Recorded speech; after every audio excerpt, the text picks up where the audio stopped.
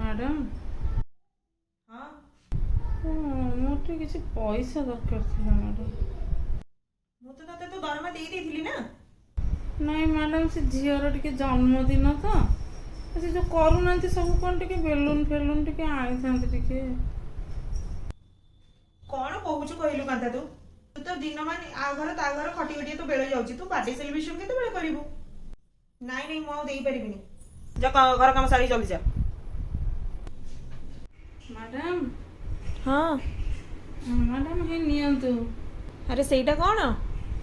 Madam ଏଇଟା ବେବିଙ୍କର ଆଜି ଜନ୍ମଦିନ ତ, ମୁଁ ସେଇଥିପାଇଁ ଆଣିଥିଲି ମ୍ୟାଡ଼ାମ୍ ତାଙ୍କ ପାଇଁ।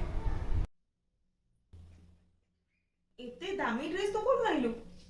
ମୁଁ ଆର ବର୍ଷଠୁ ପଇସା ସଞ୍ଚିକି ରଖୁଥିଲି ବେବିଙ୍କ ଜନ୍ମଦିନରେ କିଛି ଗୋଟେ ଭଲ ଜିନିଷ ଦେବି ବୋଲି। କିଛି ଲୋକ ମନରୁ ଧନୀ ଥାଆନ୍ତି ଆଉ କିଛି ଲୋକ ଧନରୁ ଧନୀ।